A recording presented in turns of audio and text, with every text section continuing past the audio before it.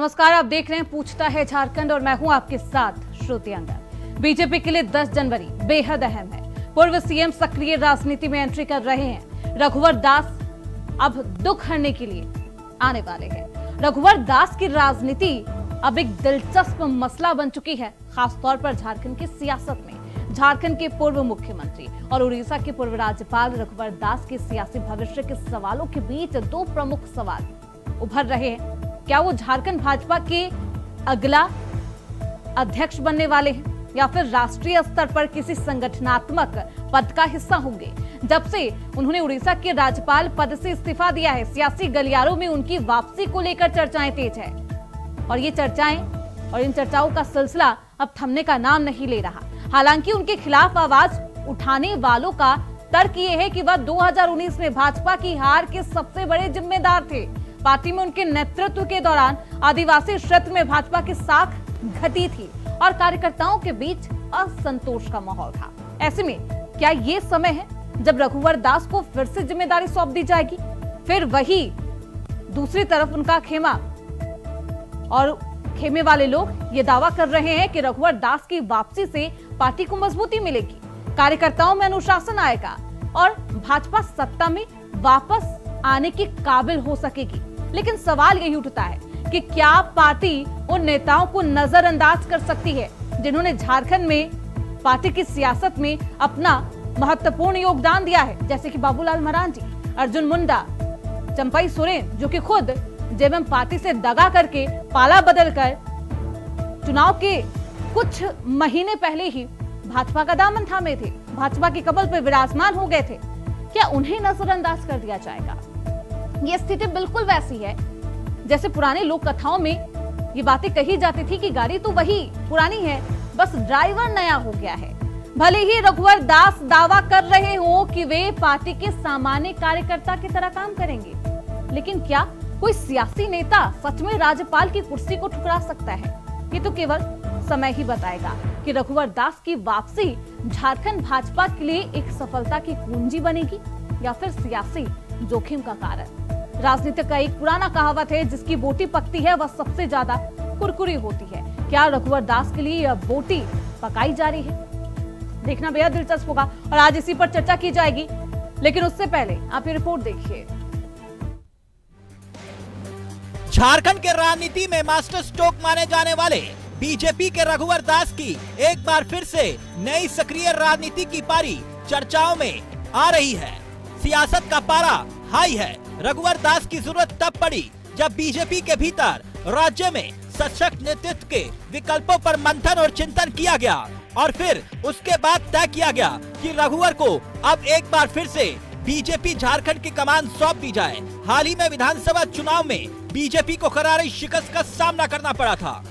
ऐसे में रघुवर दास की वापसी को बीजेपी में नेता कार्यकर्ताओं का बड़े वर्ग पर एक नई उम्मीदों के साथ सामने आया चेहरा रघुवर दास ही थे।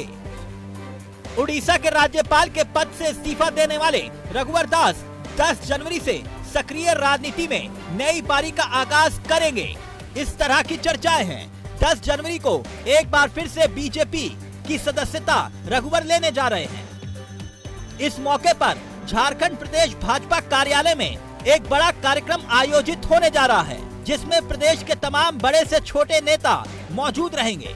रघुवर दास एकमात्र नेता हैं जिन्होंने झारखंड के इतिहास में मुख्यमंत्री के रूप में लगातार 5 साल का कार्यकाल पूरा किया। उनकी सक्रिय राजनीति में वापसी से उनके समर्थकों और बीजेपी कार्यकर्ताओं में एक जोश बढ़ता हुआ दिखाई दे रहा है, जो हार के बाद जरूरी था। वहीं पार्टी के अंदर कुछ बेचैनी भी है। फरवरी महीने में बीजेपी के प्रदेश अध्यक्ष के नाम का ऐलान होना है। कयास लगाए जा रहे हैं कि प्रदेश नेतृत्व संभालने के लिए रघुवर दास को एक बार फिर से आगे किया जा रहा है, यानी प्रदेश संगठन की कमान रघुवर दास के हाथ ही होगी। वैसे तो पहले भी 2 बार झारखंड प्रदेश अध्यक्ष की कमान रघुवर संभाल चुके हैं। पार्टी में उनकी नई भूमिका क्या होगी, इसे लेकर सियासी गलियारों में चर्चाओं का बाजार गर्म है। बीजेपी के पास कई चुनौती है। पार्टी के अंदर घमासान को शांत करने से लेकर संगठन को मजबूत करने की एक चुनौती और राज्य में संगठन का सही नेतृत्व करने वाला चेहरा।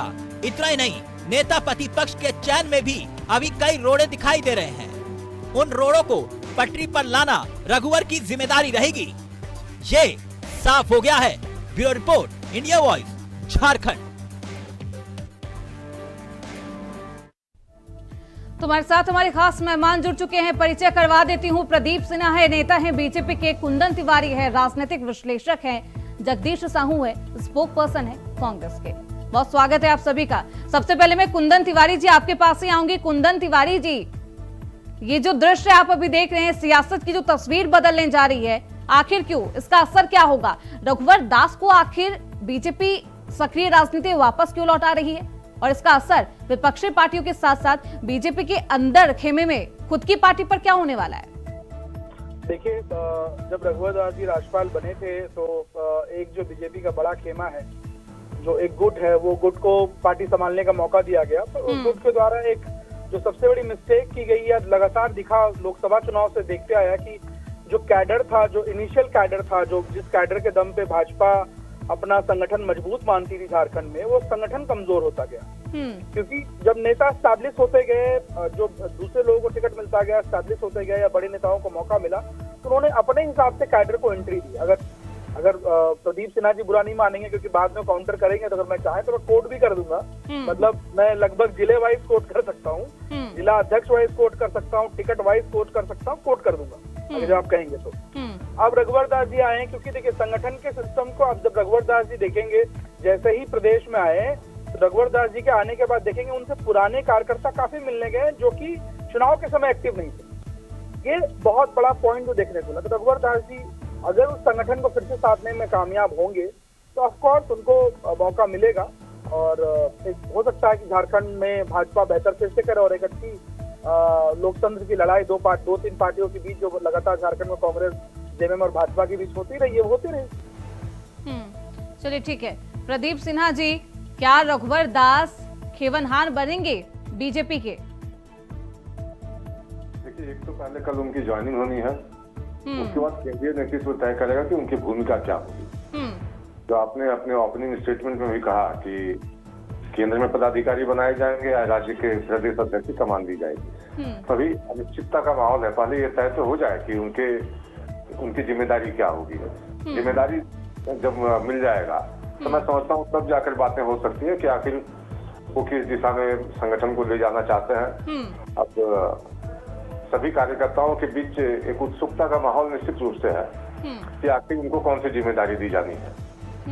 ये वैसी सिचुएशन नहीं हो गई है प्रदीप जी, एक बयान में दो तलवार वाली कहानी, वो कहावत नहीं दिख रही है? आपके पास अर्जुन मुंडा है, बाबूलाल मरांडी है, चंपई सोरेन भी उस खेमे से इस खेमे आ गए हैं। नहीं, दिग्गजों की आपसी मतभेद भी होने लगेगा। इस तरह के प्रश्न विधानसभा चुनाव के दौरान भी उठाए गए थे। जब चुनावी कैंपेन चल रहा था तो हमारे जो प्रतिद्वंदी थे वो सवाल खड़ा करते थे कि आखिर इतने पूर्व मुख्यमंत्रियों का जो कुनबा है वहाँ, जब अगर सरकार बन जाएगी भाजपा की तो कौन मुख्यमंत्री होगा। तो इस तरह से कंफ्यूजन क्रिएट करने की कोशिश की गई थी, लेकिन राज्य की जनता ने अपना जो जनादेश दिया वो दूसरे ढंग का था। अब जहाँ तक प्रश्न है कि रघुवर दास जी के आ जाने से संगठन की मजबूती होगी, क्योंकि संगठन में बहुत सारे लोग हैं जो आपने नाम लिया, अर्जुन मुंडा जी हैं, बाबूलाल मरांडी हैं, चंपाई सोरेन है और भी काफी महत्वपूर्ण लोग हैं। एक एक करके कुंदन तिवारी जी, क्या एक बयान में दो तलवार वाली स्थिति नहीं हो जाएगी बीजेपी में रघुवर दास की एंट्री के बाद? हम सब साथ मिलकर चलने वाले लोग हैं। हाँ ठीक है, ठीक है, राजनीतिक विश्लेषक से भी जान लेते हैं। हाँ कुंदन तिवारी जी बताइए।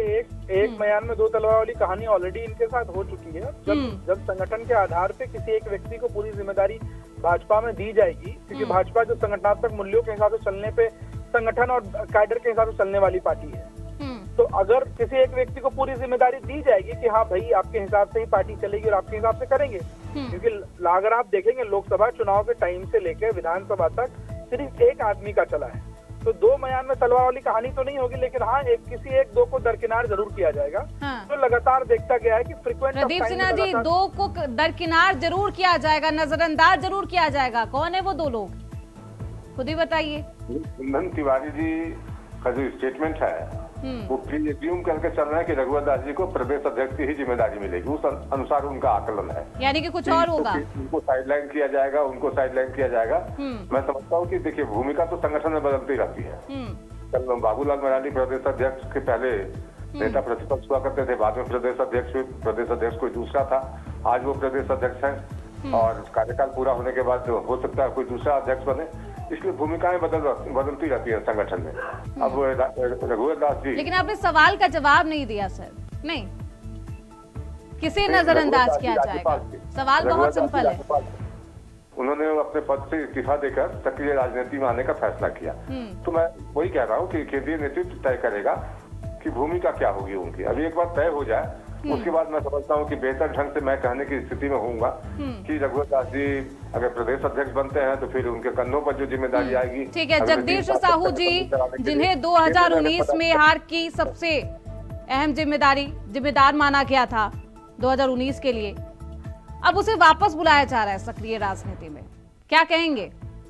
देखिए एक बात, देखिए 2000 बहुत बड़ी महत्वपूर्ण बात आपने बताई कि भाजपा को बोरो प्लेयर से खेलने का पुराना आदत लगा और उनके खेमा में अभी भाजपा के नेतृत्व में 4 मुख्यमंत्री, अर्जुन मुंडा भी है, बाबूलाल मरांडी भी है, जेएमएम से भागे हुए चंपई सोरेन भी हैं, मधु कोड़ा भी हैं।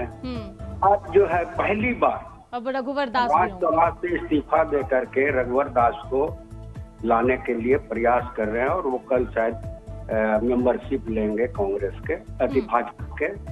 तो मुझे ऐसा नहीं लगता है कि उनकी इंटरनल मामला है, लेकिन जो स्थिति आपने देखा अभी चुनाव में, वो स्थिति रघुवर दास भी अब यहाँ आकर भी मजबूत नहीं कर पाएंगे और न ला पाएंगे। रही बात, आपने अभी देखा है कि पिछले सुप्रीम कोर्ट में लताड़ लगाया है कि अभी तक विपक्ष का नेता नहीं चुन पाए भाजपा। तो अब बताइए कि रघुवर दास को ला करके भी क्या कर लेंगे? रघुवर दास अब झारखंड में अप्रासंगिक हो चुके हैं। प्रदीप सिन्हा जी, तो कहने का मतलब है कि क्या भाजपा कर लेंगे आप? क्यों रघुवर दास को बुला रहे हैं वापस, जिसे 2019 में कहा कि चले जाओ भाई? देखिए एक बात तो जान लीजिए, उसकी इंटरनल मामला है, उनको राज्य में रखता है कि केंद्र में रखता है, कहाँ रखेंगे वो तो उनका ऑल इंडिया का भाजपा का अपना मैटर है, उसमें हमको बहुत अंदर जाने की कोई आवश्यकता नहीं है। लेकिन जो स्थिति और परिस्थिति अभी झारखंड में है, उससे मजबूत स्थिति में आने वाले समय में भी इंडिया गठबंधन रहेगी। अब वो तो वक्त बताएगा, भविष्यवाणी तो हम लोग नहीं कर पाएंगे। प्रदीप सिन्हा जी बताइए। देखिए जगदीश साहू जी इंडी अलायंस की बात कर रहे हैं, उसका हाल आप दिल्ली में देख सकते हैं कि कोई इनके साथ खड़ा होने के लिए तैयार नहीं है। और इन्होंने अभी एक बात कही कि सुप्रीम कोर्ट ने लताड़ लगाई। मैं समझता हूँ कि पूरे तथ्यों की जानकारी नहीं है इनको। जो पिटिशनर था वो जब हाईकोर्ट के आदेश के बावजूद भी सरकार नियुक्ति नहीं कर रही थी सूचना आयुक्त के, तो सुप्रीम कोर्ट में गए थे। सुप्रीम कोर्ट में राज्य सरकार ने पक्ष रखा कि चूंकि अभी नेता प्रतिपक्ष का मनोनयन नहीं हो पाया है भाजपा की ओर से, इसलिए अभी ये सारी चीजें औपचारिकताएं नहीं पूरी की जा सकती। ठीक है, सुप्रीम कोर्ट ने कहा कि 2 सप्ताह के अंदर भारतीय जनता पार्टी अपना नेता प्रतिपक्ष चुन ले, लेकिन साथ साथ सरकार को यह भी निर्देश दिया गया है कि जो सूचना आयुक्त होंगे उनकी भी सूची आप तय करें। चूंकि जो हिला हवाली चलती रही, आप याद कीजिए 23 अक्टूबर 2023 को जब बाबूलाल मरांडी जी की तकनीकी कारणों से नेता प्रतिपक्ष की मान्यता नहीं मिल रही थी, अमर बावली को पार्टी ने नेता प्रतिपक्ष बनाया था। तो 23 अक्टूबर 2023 और पूरा साल निकल गया, इस बीच में नियुक्ति नहीं कर पाए, क्योंकि सरकार चाहती ही नहीं थी कि सूचना का अधिकार का लाभ आम लोगों को मिले। क्योंकि भ्रष्टाचार जिस तरह से राज्य में था, तो आम जन जो सूचना के माध्यम से चीजों को उजागर करना चाहते हैं, सरकार उस पर पर्दा डालने की कोशिश करे। ठीक है जगदीश साहू जी, मकसद में तो कामयाब नहीं, लेकिन सुप्रीम कोर्ट के निर्देश के साथ उन्होंने कहते हैं, हमारे भाजपा के नेता हैं, बात भ्रष्टाचार की बात करते हैं। भ्रष्टाचार को बात करने का तो उनका आदत से पड़ गया है, लेकिन भ्रष्टाचार का अगर कोई जनक रहा है तो भाजपा पार्टी रहा है। आपने केंद्र से लेके इलेक्ट्रोल बॉन्ड से लेकर यहाँ जो भ्रष्टाचार किए हैं, वो भ्रष्टाचार वो छुपा सकेंगे क्या? और भ्रष्टाचार का बात उनके मुंह से अच्छा नहीं लगता है। और कांग्रेस और इंडिया गठबंधन की सरकार में कोई भ्रष्टाचार नहीं है, भ्रष्टाचार मुक्त है और जीरो टॉलरेंस। और यहाँ जो काम हो रहा है ईमानदारी के साथ जनता के लिए काम करने के लिए हमारे इंडिया गठबंधन के मुख्यमंत्री हेमंत सोरेन प्रतिबद्ध है। श्रुति जी, कौन सी इंडिया अलायंस की बात कर रहे हैं? आज तो देखा होगा आपने, तेजस्वी यादव का बयान देखा होगा आपने अखबारों में कि उन्होंने कह दिया कि लोकसभा चुनाव के लिए अलायंस था, बाकी चीजों के लिए तो था नहीं है। और सभी दल अलग अलग, चाहे हरियाणा की बात लीजिए, वहाँ सपा को कोई कांग्रेस में सीट नहीं दी, पंजाब में सीट नहीं दी, महाराष्ट्र में देख लीजिए किस तरह से सपा को अलग थलग किया गया। और कांग्रेस पार्टी दिल्ली में अकेले चुनाव लेकिन प्रदीप जी तृणमूल कांग्रेस और सारे विपक्षी पार्टी के अंदर का मंजर कैसा है ये तो आपको पता है, दूसरों के दिल का हाल पता है, अपनों के भी दिल का हाल बताइए थोड़ा सा, वहाँ क्या हाल है? नहीं, अपने दिल की हाल नहीं बता पाएंगे ना, क्योंकि हमें अच्छी तरह से पता है कि 21 सीटें आने के बाद हमारे दल के नेतृत्वकर्ता पर जनाधार कमजोर हो गया। किस तरीके से अगर रघुवर दास आते हैं, किस तरीके से मजबूत करेंगे? देखिए, मैं कयासों में भी नहीं पढ़ना चाहता, कौन आएगा कौन जाएगा इस पर नहीं पढ़ना चाहता मैं। हाँ, मतलब वो आ रहे हैं कि नहीं आ रहे, मैं क्या समझूं फिर? जो अगला अध्यक्ष होगा उसके साथ सब लोग मिलकर चलेंगे, क्योंकि पार्टी के कार्यकर्ताओं को भी ये दर्द चुभ रहा है कि हम 21 सीटों पर सिमट गए। आपकी इस बात से कुंदन तिवारी जी भी इत्तेफाक नहीं रखते कि आप ही नहीं जानते कि क्या होने वाला है? तिवारी जी, कोई नहीं जानता है अभी कि रघुवर दास को कौन सी जिम्मेदारी दी जाएगी। ना आप जानती हैं, ना मैं जानता हूँ, ना पार्टी का कोई नेता जानता है। सिर्फ नेतृत्व तय करेगा कि उनको कौन सी भूमिका दी जानी है। ठीक है, कुंदन तिवारी जी। मैं बात कहूँगा, पहले आपके एंकर शिवम थे या उससे पहले जिन लोगों से भी मेरी बातचीत हुई है, आज तक जो बात, अगर आप प्रदीप जी चाहे तो चेक कर सकते हैं, जो बात मैंने आपके चैनल पे कही है, चाहे पार्टी के चुनाव हारने को लेकर है, सीट हारने को लेकर है, इनके अपोजिशन लीडर हारेंगे या क्या होगा, या आज तक सही साबित हुआ? अभी तक तो गलत साबित नहीं हुआ, मैंने तथ्यों के हिसाब से बोला है। मैंने बिल्कुल ये बात नहीं कहा कि रघुवर दास जी प्रदेश अध्यक्ष बनेंगे। मैंने ये कहा कि एक व्यक्ति प्रदेश अध्यक्ष बने और एक पुरानी पार्टी जो टूटी थी जेवीएम, उसके काफी नेता इसमें बड़े लेवल पे संगठन से आ गए और जो संगठन को खराब किया, वो प्रदीप जी माने नहीं माने उनके ऊपर है। एक्सेप्टेंस इन फेस तो होगा नहीं ना, क्योंकि पार्टी के नेता हैं। एक्सेप्टेंस बैकएंड हो सकता है पर फेस हो नहीं सकता। दूसरी बात ये है, देखिए, भारतीय जनता पार्टी को अपने ही सर्वे में ये बात अच्छे से पता थी कि उनकी चुनाव की स्थिति बिल्कुल सही नहीं है। उनके पार्टी के एक सीनियर लीडर ने एक बार कमिट भी करा था कि ये सिचुएशन में मैं फ्रंट नहीं खेलूंगा। फिर जिनको सेकंड सीनियर लीडर बनाया गया था वो फ्रंट पे चुनाव पे खेलते हुए आपको दिखे होंगे, क्योंकि देखिए प्रभारी तो कोई और बना गया था। पहली बार किसी स्टेट में ऐसा हुआ कि प्रभारी के जगह सब प्रभारी फ्रंट लीड कर रहे हो। अब उसका कारण तो मैं नहीं बताना चाहता हूँ, जैसे ये पॉइंट है, लेकिन ये बात सब लोग समझ गए थे उस अंदर खाने से। अब देखना बेहद दिलचस्प होगा कि रघुवर दास आते हैं तो क्या भाजपा को और मजबूती दिला पाते हैं या फिर नहीं। बहुत शुक्रिया, समय का अभाव है इसलिए पूरा पक्ष आप सभी का नहीं सुन पाऊंगी। प्रदीप सिन्हा जी, जगदीश साहू जी, कुंदन तिवारी जी, आप सभी का बहुत शुक्रिया इस चर्चा में अपना वक्त देने के लिए। अब रघुवर दास की एंट्री सियासत में क्या कुछ नई तस्वीर दिखाती है और बीजेपी कितनी सशक्त हो जाती है, देखना बेहद दिलचस्प होगा। इसी के साथ इस चर्चा में बस इतना ही। देखते रहिए इंडिया पोस्ट।